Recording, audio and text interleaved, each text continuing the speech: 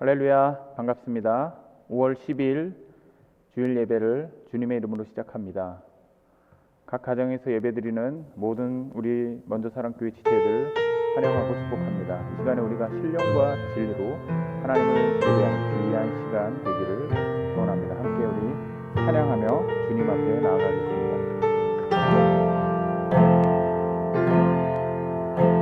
마음이 상한 자를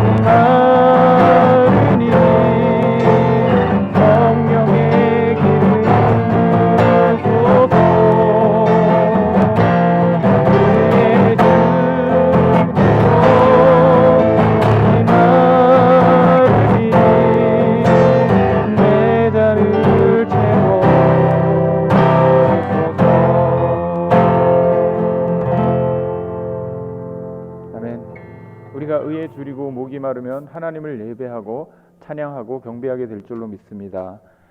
지금 코로나 사태로 인하여서 온 세상이 힘들고 어려운 가운데 있습니다. 우리가 어디로 가야 할지, 이 길로 가는 것이 맞는지 혼란스러운 사람들도 많이 있을 줄로 믿습니다. 그러나 우리가 하나님을 신뢰하고 의지하며 나가면 우리 하나님은 실수하지 않으시는 분이시기 때문에 반드시 우리가 승리하게 될 줄로 믿습니다.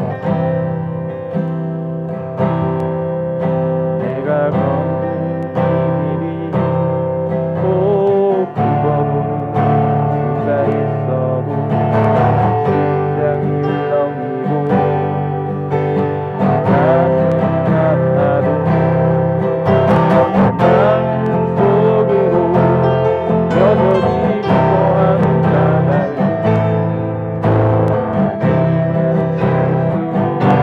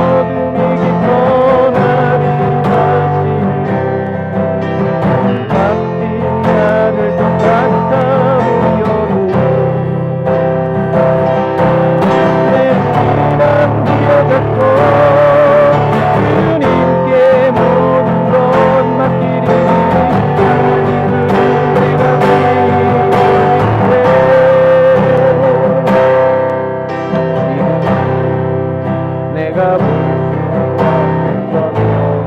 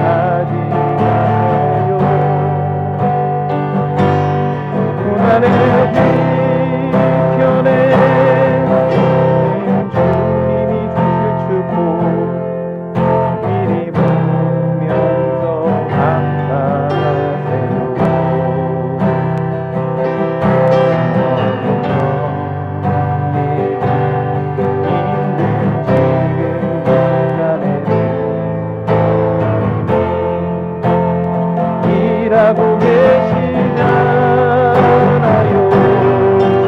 하늘은 지쳐 앉아 있을지라도 당신만을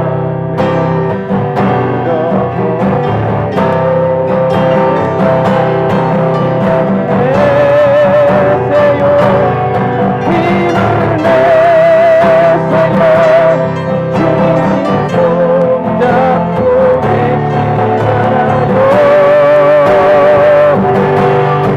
이 나와 함께함을 믿는다면 어떤 병도 아닐 수 있잖아요. 왜 이런 슬픔 찾아와 원망하지 마세요. 당신이 잃은 것보다 주님께 받은 은혜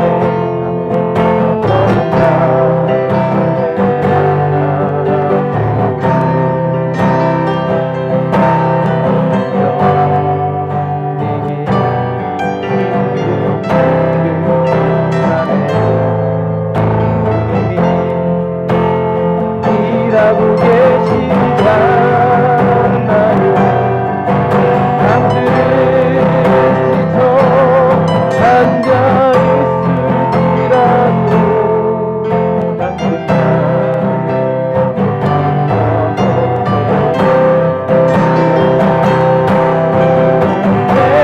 내세요. 힘을 내세요. 주님이 손잡고 계시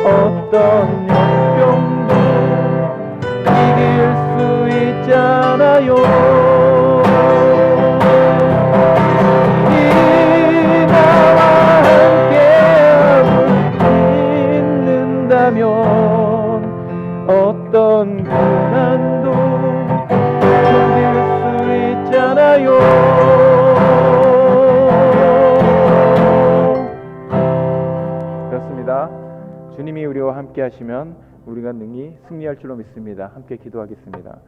사랑과 은혜가 풍성하신 하나님, 감사합니다. 오늘 예배 가운데 우리를 인도하여 주시고 우리가 이 어려운 환경 속에서도 주님을 예배하기를 포기하지 않고 신령과 진리로 이 시간에 주님 앞에 나와 예배할 수 있도록 인도하여 주시는 데 감사합니다. 그렇습니다. 우리가 환난과 고통 가운데서 감옥 속에서라도 주님을 찬양하며 나갔던 바울과 실라와 같이 어려움이 닥쳤을 때에 전능하신 하나님을 경배하며 찬양하며 나갈 때에 이 어려움이 아무것도 아닌 것처럼 사라질 것을 믿고 감사합니다. 하나님 인도하여 주시옵소서. 힘들고 어려울 때일수록 우리가 무릎 꿇고 기도하며 주님을 찬양하며 나가는 그런 귀하고 복된 우리 먼저 사랑교회 모든 지체들 될 수 있도록 하나님 인도하여 주시옵소서. 하나님, 코로나 사태로 인하여서 온 세계가 어려운 가운데 있습니다. 주님의 자비가 필요하고 은혜가 필요한 시간입니다. 하나님 기억하여 주시옵소서.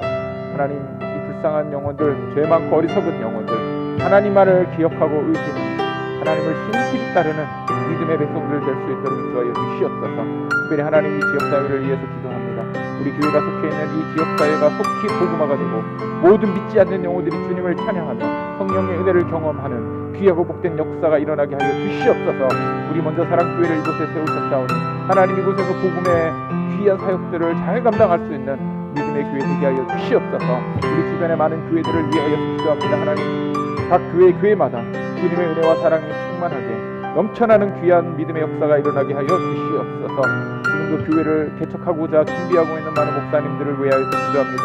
하나님, 교회가 없는 곳에 하나님의 교회가 건강하게 세워지게 하시고 그것으로 인하여서 잃어버린 영혼들, 낙심한 영혼들, 지친 영혼들이 새 힘을 얻고 하나님을 만나는 귀한 역사가 있게 하여 주시옵소서.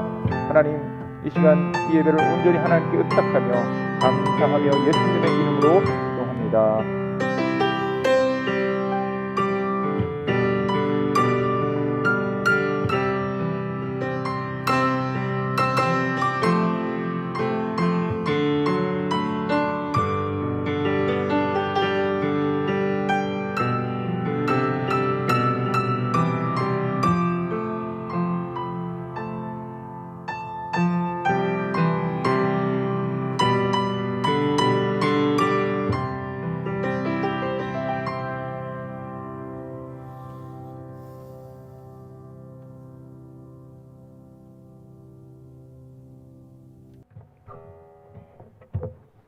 이 시간 우리 다 같이 하나님 말씀 봉독하겠습니다. 출애굽기 20장 3절 말씀입니다.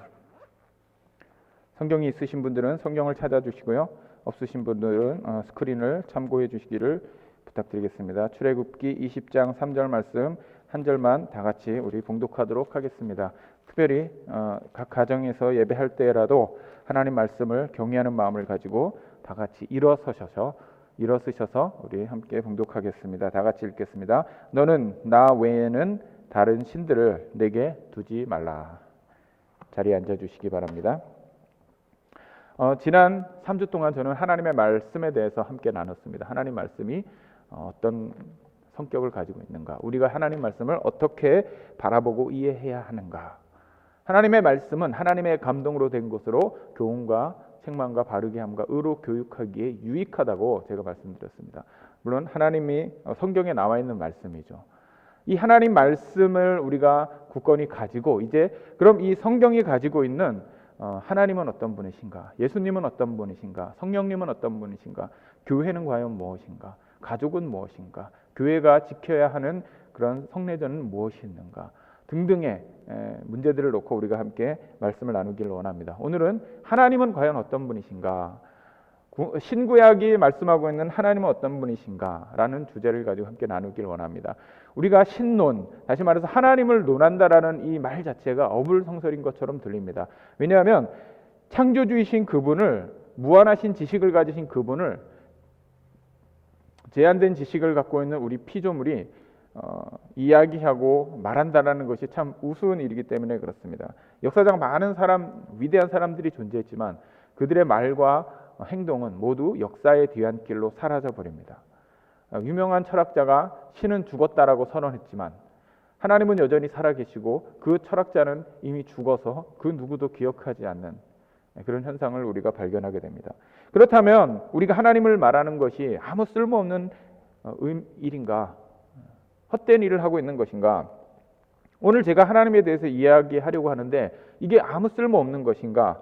아닙니다. 제가 지금 앞에서 문제 제기를 한 것은 하나님을 논한다라는 것에 우리 경계를 바르게 세워야 한다라는 것을 의미하는 것입니다. 하나님을 우리가 논하고 말할 때에 우리는 반드시 하나님을 100%다 이해하려고 하는 자세를 버려야 해요.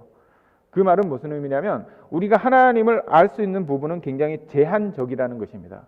그래서 그 제한된 부분을 가지고 하나님은 이런 분이다 라고 우리가 설명하는 것일 뿐이라는 사실을 우리가 알아야 된다라고 말씀드리는 것입니다. 우리가 하나님을 제한적으로라도 공부해야 되는 이유는 그럼 무엇일까요? 다 알지도 못하는데 뭐하러 하나님을 공부해야 되냐라고 사람들이 얘기할 수 있습니다. 근데 우리가 100% 알 수 없지만 하나님을 공부해야 되는 이유는 두 가지가 있습니다. 첫 번째는 이 세상에 거짓 신들이 너무 많이 있기 때문입니다. 이 세상에 수많은 신들이 존재합니다. 그런데 사람들이 잘못된 신적 관념을 가지고, 다시 말해서 하나님을 잘못 인식해서 발생된 신들이 거짓 신들이라는 것입니다. 다시 말해서 우리가 참 신이 어떤 분인가를 공부하지 않으면 잘못하면 이 거짓 신을 따를 수밖에 없다라는 것입니다. 열왕기상 18장 21절에서 엘리야는 그의 이스라엘 백성들에게 이렇게 선언하죠. 너희가 어느 때까지 둘 사이에서 머뭇머뭇하려느냐? 여호와가 만일 하나님이면 그를 따르고 바알이 만일 하나님이면 그를 따를지니라. 이스라엘 백성이 바알이라는 거짓 신과 야훼라는 참 하나님 사이에서 어떤 신이 우리가 따라야 될 신인가에 대해서 망설이고 있을 때에 엘리야가 그들을 향해서 도전하는 것입니다. 여호와가 너희 하나님인지 바알이 너희 하나님인지 빨리 결정하라.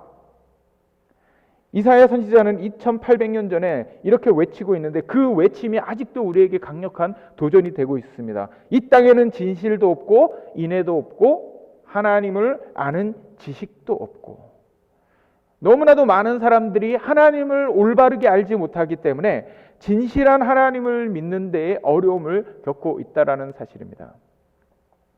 우리가 그렇기 때문에 하나님을 부분적으로나 하나님을 연구하고 이해해야 하는 이유는 참 하나님이 어떤 분인지를 바르게 알고 믿기 때문에 믿게 하기 위함인 것을 기억하시기를 바랍니다. 자, 두 번째는 우리가 왜 하나님을 연구해야 되는가? 그것은 하나님과 친밀한 교제를 하기 위해서 하나님을 알아야 된다라는 것입니다. 하나님을 잘못 알게 되면은, 다시 말해서 하나님에 대한 관념이 삐뚤어져 있으면 그분과 교제하는 것에 어려움을 느끼는 것이죠. 쉽게 얘기해서 우리가 부모에 대한 잘못된 인식을 가지고 있으면 부모를 무서워하고 두려워하고 피하게 됩니다. 그러나 부모와 바른 관계를 가지고 있으면 부모와 교제하고 식사도 하고 함께 놀러도 가고 서로 마음을 나눌 수 있는 것이죠. 어떤 사람들은 하나님을 섬기는데 공포심 가운데 하나님을 섬기는 사람들이 있습니다. 무서워서, 내가 예배하지 않으면 벌 받을까 봐, 헌금하지 않으면 손해를 입을까 봐, 그래서 하나님을 예배하고 섬기는 사람들이 있습니다.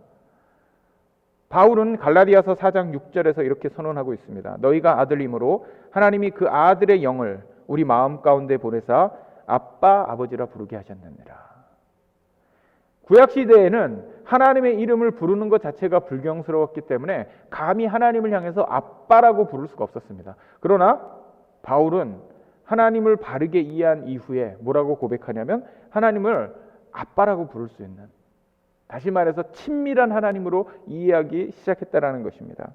그래서 디모데후서 1장 7절에서 다시 한번 바울은 그의 사랑하는 제자 디모데에게 이렇게 권면하고 있습니다. 하나님이 우리에게 주신 것은 두려워하는 마음이 아니요 오직 능력과 사랑과 절제하는 마음이니.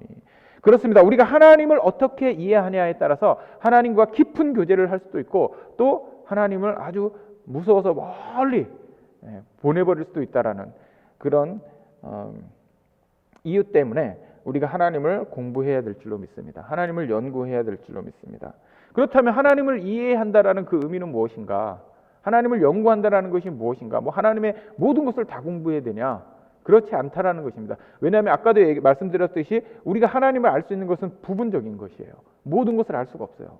그러면 그 부분적으로 알 수 있는 그 지식의 소스는 어디인가? 어디서부터 그 우리는 지식을 얻을 수 있는가? 바로 우리가 3주 동안 나눠봤던 그 하나님의 말씀으로 우리는 하나님이 어떤 분이신지를 알 수 있다라는 것입니다. 그렇기 때문에 우리가 성경을 읽을 때 발견해야 되는 것은 무엇입니까? 첫 번째로 하나님의 성품을 우리가 발견해야 됩니다. 하나님의 성품을 발견하고, 그 다음에는 그분의 능력을 발견하고, 세 번째는 그분의 계획을 우리가 알아야 된다라는 것을 여러분들 기억하시기를 부탁드립니다. 하나님 말씀을 통하여서 우리가 하나님을 알기 때문에 그 말씀 이외에 기록되지 않은 어떤 하나님에 대한 호기심이나 궁금증들은 우리가 과감히 잘라버려야 돼요.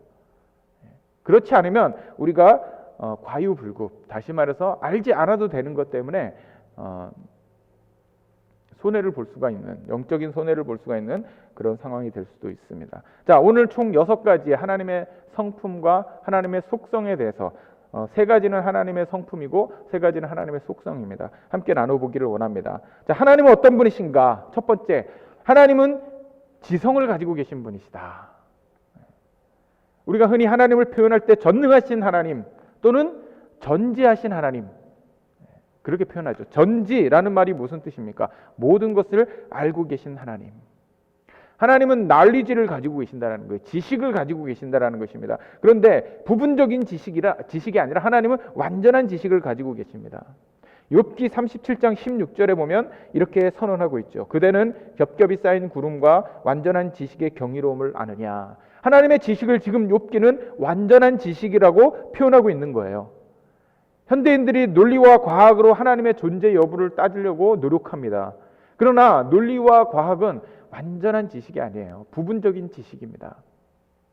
그 지식이 잘못된 것은 아닙니다. 논리와 과학이 잘못된 것은 아니지만 그것은 모든 것을 설명해 줄 수 있는 그런 지식이 아니에요. 한계가 있다라는 것입니다. 그런데 한계가 없으신 그 하나님을 이 부분적인 지식으로 논한다라는 것은 불가능한 것입니다. 하나님은 지혜를 가지고 계신데 이 지혜는 완전한 지혜입니다. 자, 우리 인간도 지적인 능력을 가지고 있죠. 왜 그렇습니까? 우리가 하나님의 형상으로 지음을 받았기 때문에 그렇습니다. 어떤 일부 기독교인들은 하나님을 섬기는 것은 영성이 중요한 것이지 지성이 중요한 것이 아니다라고 주장하는 사람들이 있습니다. 균형 잡히지 못한 신앙을 주장하는 것이죠. 왜 그렇습니까? 영성과 지성은 서로 반비례하는 것이 아니고 서로 비례하는 것입니다. 다시 말해서 지성이 높으면 영성이 같이 높아진다는 거예요. 하나님은 지적인 능력을 가지신 분입니다. 그래서 우리가 그분을 섬기고 따를 때에도 이 우리의 지적인 능력을 극대화시켜서 하나님을 알려고 해야 돼요. 자, 두 번째 하나님의 성품은 바로 영성입니다. 영성. 하나님은 영이시라는 것이죠. 요한복음 4장 24절 말씀에 보면 예수님께서 사마리아 여인에게 이렇게 말씀하십니다. 하나님은 영이시니 예배하는 자가 신령과 진리로 예배할지니라. 우리가 이 영이라는 개념은 사실은 손으로 만질 수 없고 눈으로 볼 수 없기 때문에 참 우리가 이해하기 힘든 개념이에요. 그렇기 때문에 우리가 손으로 만질 수 있고 눈으로 볼 수 있는 그 개념과 이 영이라는 개념을 대조해서 보면 참 이해하기가 좁습니다. 영이라는 개념과 우리가 대조할 수 있는 좋은 개념이 무엇입니까? 육체죠. 육체가 나쁘다 좋다라는 것을 얘기하는 것이 아니고 육체가 가지고 있는 것과 영이 가지고 있는 것이 다르다라는 것입니다. 육체는 시간과 공간의 제약을 받는 것이죠. 쉽게 얘기하면 제가 여기 있는데 동시에 한국에 있을 수가 없죠. 제가 여기에 있으면 저는 여기에만 있는 것입니다. 동시에 한국에도 있고 동시에 영국에도 있고 프랑스에도 가 있고 육체는 그렇게 할 수가 없는 거예요. 왜 그렇습니까? 시간과 공간의 제약을 받고 있기 때문에. 제가 오늘도 있고 또 3일 후에도 있고 죽었는데도 계속 있다. 불가능한 것이죠. 왜 그렇습니까? 이 육체는 시간의 제약을 받고 있기 때문에 그렇습니다. 시간과 공간의 제약을 받고 있다는 의미에서 육체는 제한적이라는 것이죠. 그러면 하나님은 영이시라는 이 표현은 무엇을 의미하는 것인가? 그것은 하나님은 우리가 영이 구체적으로 어떤 것인지를 정확하게 알 수는 없습니다. 그러나 하나님은 영이시라는 이 표현 가운데는 하나님은 시간과 공간을 초월하신 분이라는 거예요. 다시 말해서 시간과 공간에 얽매이지 않는 분, 무소부재하신 분, 아니 계신 곳이 없고 어디에나 계신 하나님의 성품은 영이신 분, 성품을 가지고 있다는 것입니다. 어떤 사람들이 우리 인간의 제한된 영역 가운데서 하나님을 이해하다가 종종 실수를 하는 것을 볼 수가 있습니다. 무엇입니까? 하나님이 어떻게 수십억 명이 되는 사람들의 기도를 듣고 응답할 수 있는가? 동시에 40억이 같이 기도하면 하나님이 어떻게 그것을 듣고 응답하시는가? 하나님이 육신을 가지고 계신 분이라면 불가능하겠죠. 그러나 하나님은 영이시기 때문에 사람의 인원수나 어떤 지역에 멀리 떨어지고 가까운 곳에 영향을 받지 않으시는 그런 분이시라는 것입니다. 오히려 하나님은 영이시기 때문에 우리가 아무 말을 하지 않아도 우리의 폐부를 꿰뚫어 보시는 능력을 가지고 계신 분이 하나님이십니다. 하나님은 육체가 아니시고 영이시라는 사실을 우리가 분명히 기억하기를 원합니다. 세 번째 하나님의 성품은 바로 인성입니다. 인성. 어떤 사람은 하나님을 어떻게 인간의 성품을 가졌어? 라고 얘기하면서 인격이라는 단어, 하나님은 인격적이야 라는 단어를 사용하기를 주저합니다. 그 불만을 저는 이해할 수 있지만 그것은 우리가 하나님을 이해하는 방식 중에 하나예요. 우리가 하나님을 100% 이해할 수 없기 때문에 그 하나님을 인간에 빗대어서 설명하는 그런 작업이 필요한 것입니다. 그 대표적인 예가 무엇입니까? 질투하시는 하나님. 질투라는 말 자체는 긍정적인 표현보다는 부정적인 의미를 가지고 있습니다. 그렇기 때문에 이 질투하시는 하나님이라고 표현하면 굉장히 불경스러운 것 같아요. 그러면 정말 하나님이 질투하시는 것인가?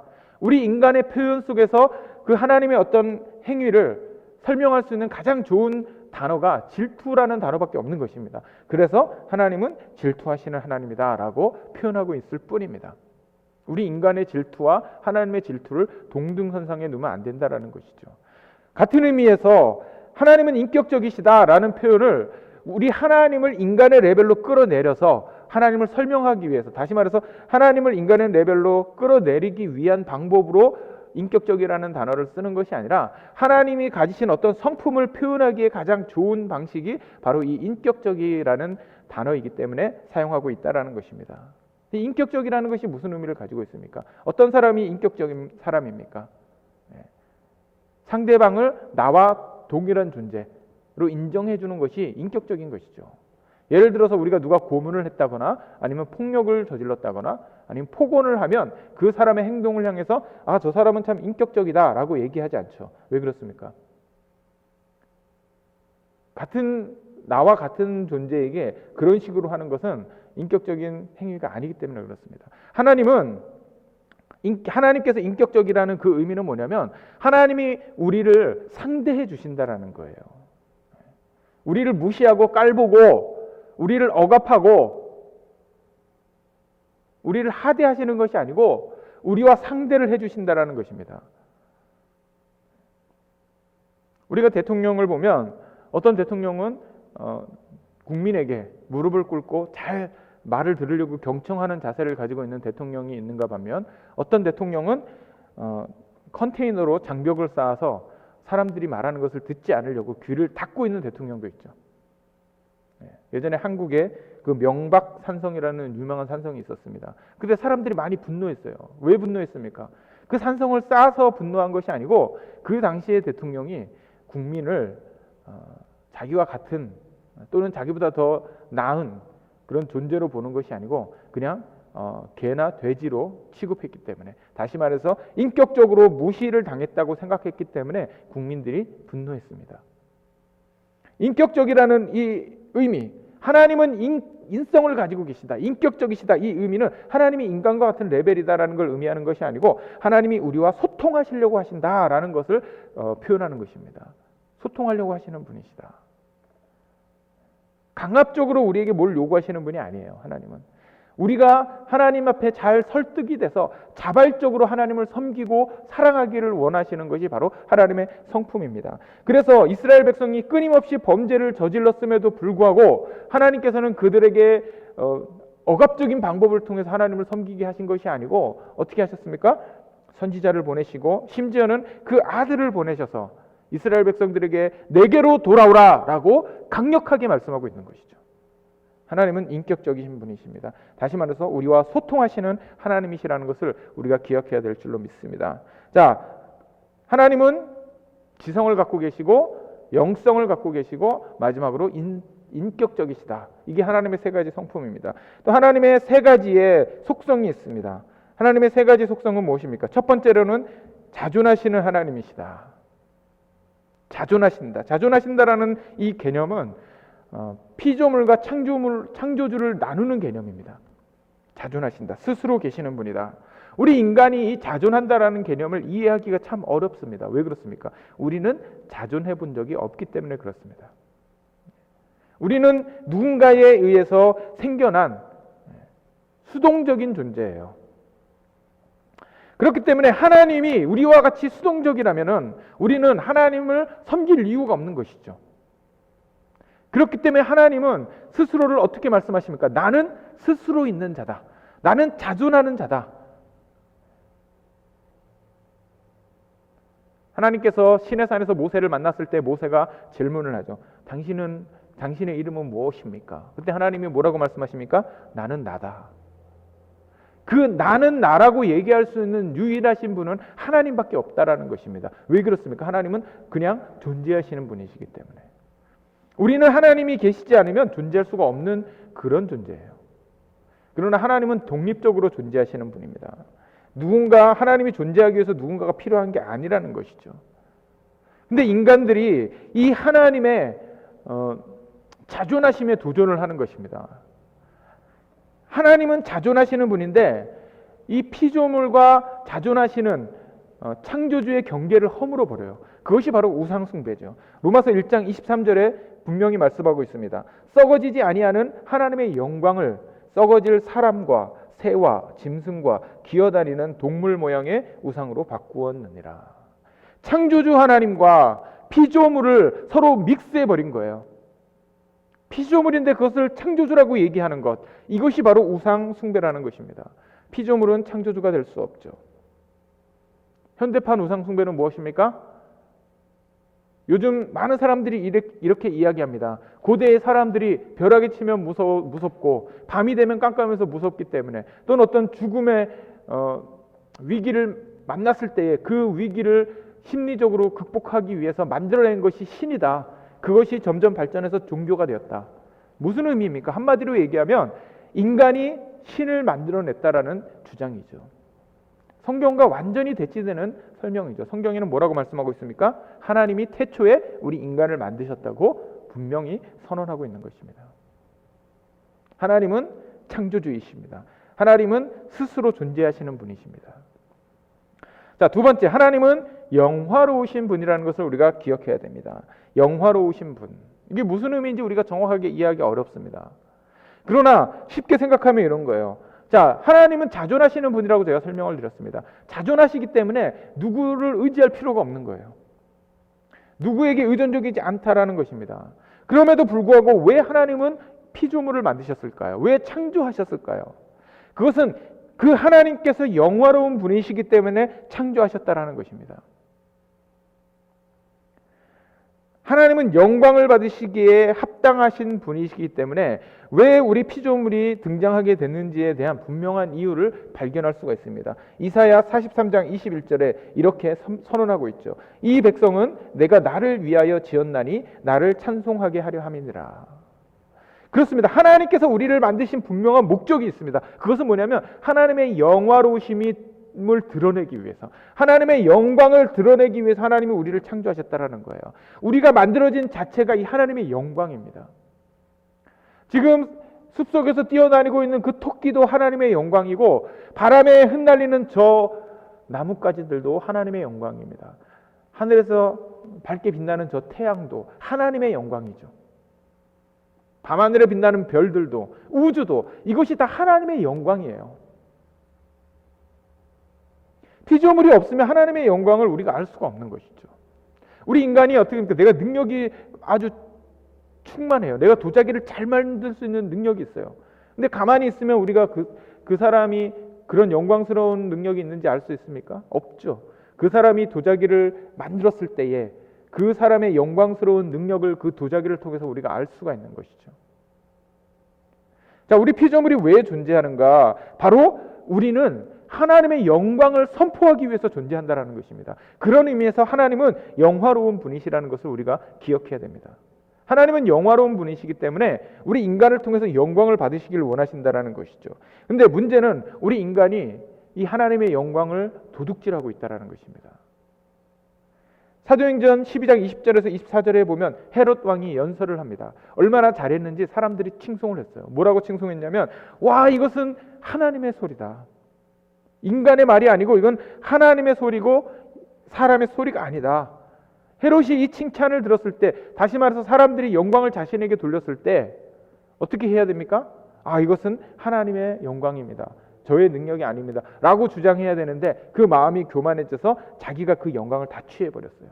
그러니까 벌레를 먹어서 죽어버렸습니다. 이 헤롯이. 오늘날 유명한 교회 목사님들이 설교도 잘하고 모든 것이 다 완벽했는데 왜 나중에 타락해서 무너지는 것을 우리가 봅니까? 그것은 그 영광스러운 자리에 섰을 때에 그 영광을 하나님께 돌리는 겸손한 모습을 보인 것이 아니고 그 영광을 자기가 다 취해버린 거예요. 저에게 가장 두려운 것은 바로 그것입니다. 목회할 때 앞에서 설교를 하기 때문에 또는 기타를 치며 찬양을 하기 때문에 사람들이 저를 칭송할 수 있어요. 그때 제가 그 영광을 제가 취해버리면 그건 하나님께 가장 불경스러운 그런 일을 행하는 것이죠. 하나님은 영광스러운 분이십니다. 그래서 우리는 예배를 통해서 우리의 삶을 통해서 하나님께 영광을 돌려야 될 줄로 믿습니다. 마지막 세 번째 하나님의 속성은 영원하시다라는 것입니다. 시편 102편 27절에서 이렇게 선언하고 있습니다. 주는 한결같으시고 주의 연대는 무궁하리이다. 하나님은 점점 강해지시는 분도 아니고 하나님은 점점 약해지시는 분도 아니라는 거예요. 무슨 의미입니까? 하나님은 온전하게 태초부터 만세토록 영원토록 변함이 없으신 하나님이시라는 거예요. 하나님은 변하지 않으시는 속성을 가지고 계십니다. 저는 1993년도에 고3이었습니다. 그때 굉장히 혼란스러운 시기를 보냈습니다. 왜 그러냐면 대입고사가 수능으로 바뀌는 첫 해에 제가 있었기 때문에 그렇습니다. 제 주변에 많은 학생들이 불안해했어요. 왜 그렇습니까? 어떻게 문제가 나올지, 어떤 방식으로 대학을 들어가야 하는지 모두가 혼란스러운 시기였습니다. 입시 제도가 이렇게 됐다가 저렇게 됐다 자꾸 변경이 되면 그 시험을 준비하는 학생들과 학부모들은 혼란을 느낍니다. 불안한 마음을 갖습니다. 입시 제도가 이렇게 바뀌는 것에도 우리가 불안한 마음을 갖는데 만약 온 우주를 창조하신 그 하나님이 자꾸 변덕스럽게 변하신다면 우리가 이 땅에서 살아갈 수가 없는 것이죠. 그렇기 때문에 감사하게도 성경은 우리 하나님이 어떤 분이신지를 어떻게 묘사하고 있냐면 하나님은 변하지 않으시는 분이다. 영원토록 동일하신 분이다 라고 우리에게 설명해주고 있습니다. 아까도 찬양했지만 내가 걷는 이 길이 굽어도는 수가 있어도 폭풍이 휘몰아치고 문제가 막 다가오는 것처럼 보이지만 변함없으신 하나님이 우리를 사랑하시기 때문에 우리가 불안하지 않는 것이죠. 안정감을 누릴 수가 있는 것이죠. 왜 그렇습니까? 하나님께서 모든 것을 합력해서 선을 이루실 것을 우리가 알고 있기 때문에 그렇습니다. 변하지 않으시는 하나님, 그분을 믿고 따르는 백성들에게 큰 위안이 되는 것을 믿습니다. 유대교와 기독교와 이슬람은 모두 구약에 나타난 하나님을 믿는 그 신앙에서 출발한 종교입니다. 자, 그러나 유대교는 하나님의 뜻을 잘못 이해해서 하나님을 편협한 하나님으로 만들어 버렸어요. 유대 민족만 사랑하시는 하나님, 나머지 민족은 다 죽든지 어떻게 되든지 상관없고 오직 유대 민족만을 사랑하는 그 하나님을 유대인들은 믿고 있는 것입니다. 하나님을 편협하게 만들어 버린 것이죠. 자, 이슬람은 어떻습니까? 마호메스로부터 시작된 이 이슬람은 구약의 하나님을 알라라고 외치면서 그 유일하신 하나님, 창조주이신 하나님, 전능하신 하나님을 외치고 있습니다. 여기까지만 보면 구약의 하나님을 닮은 듯하나 많은 사람들이 그래서 이 이슬람이 믿는 알라와 구약에 믿는 야훼는 같은 하나님이라고 주장하는 듯하나 그 내용을 자세히 살펴보면 어떻습니까?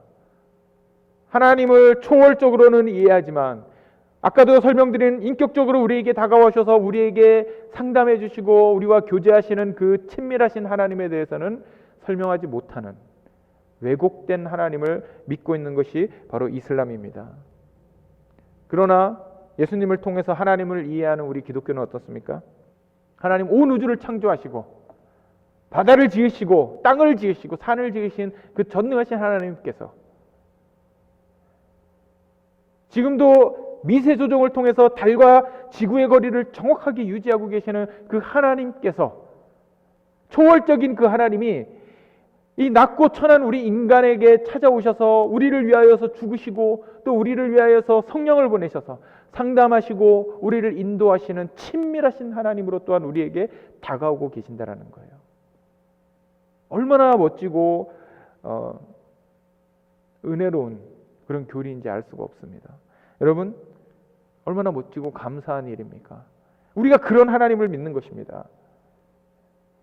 우리가 신구약을 잘 연구하면 하나님이 얼마나 멋지신 분인지 금방 알 수가 있어요. 그러면 저절로 찬양이 나오게 되죠. 주님의 높고 위대하심을 내 영혼이 찬양하네. 이 멋진 하나님을 우리가 믿는, 또 이 멋진 하나님을 우리가 날마다 공부하는 그런 귀하고 복된 우리 먼저 사랑교회 모든 지체들 되기를 부탁드립니다. 함께 기도하겠습니다. 하나님 감사합니다. 주님 전능하시고 또 우리에게 찾아오셔서 내재적으로 우리와 교제하시는 멋진 하나님이신 것을 우리가 믿습니다. 우리 먼저 사랑교회 하나님을 알기에 더욱 힘쓰는 귀하고 복된 믿음의 삶을 살게 하여 주시옵소서. 감사하며 예수님의 이름으로 기도합니다. 함께 찬양하겠습니다. 우리는 주의 움직이는 교회, 우리는 하나님이 택하신 귀한 믿음의 공동체인 것을 믿습니다. 하나님의 임재가 있는 그런 교회가 되기를 원합니다. 하나님이 역사하시는 교회가 되기를 원합니다. 함께 찬양합시다.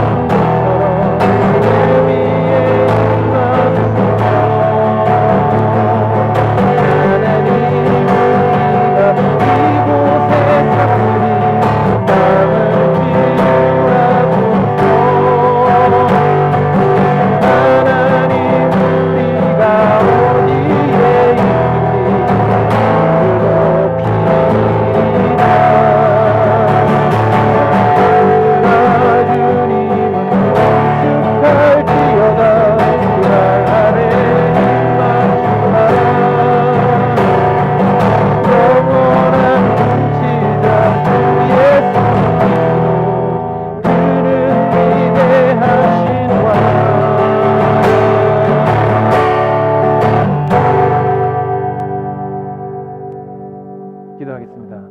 이제 우리 주 예수 그리스도의 놀라우신 은혜와 아버지 하나님의 극진하신 사랑과 성령님의 내주 교통하심이 이 시간에 머리를 숙이고 주님을 찬양하는 우리 먼저 사랑교회 모든 지체들 가운데 영원토록 함께 하옵시기를 간절히 축복하며 기도합니다.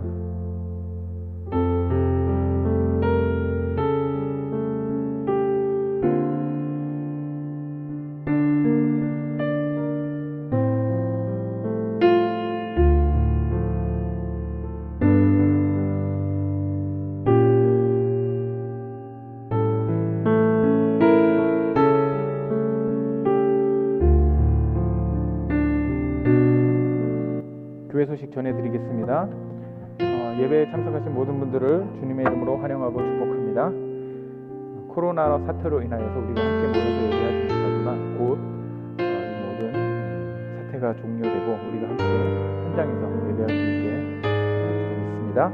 오늘은 마더스데이로 어머니 주일로 함께 지킵니다. 본인이 어머니라고 생각되시는 분들은 지금 문 앞을 확인해 보시기 바랍니다. 함께 모여 우리가 축하하지 못해 아쉽지만 꽃으로나마 행복한 시간을 보내시기를 부탁드리겠습니다. 지금 우리 교회에서는 하루 15분 성경 읽기 프로젝트를 진행하고 있습니다. 아마 지난 한 주간 동안 성경을 읽으신 분들도 계시고 읽지 않으신 분들도 계실 것입니다. 이번 주부터는 반드시 여러분 기억하시고 꼭 동참해 주시기를 부탁드립니다. 15분 알람을 맞춰놓고 읽어주십시오. 어디를 읽어야 될지 잘 모르겠는 분은 요한복음을 읽으시기를 바랍니다. 요한복음을 다 읽으신 경험이 있으시면 로마서를 읽어주시기를 부탁드립니다. 이것으로 모든 예배를 마치겠습니다.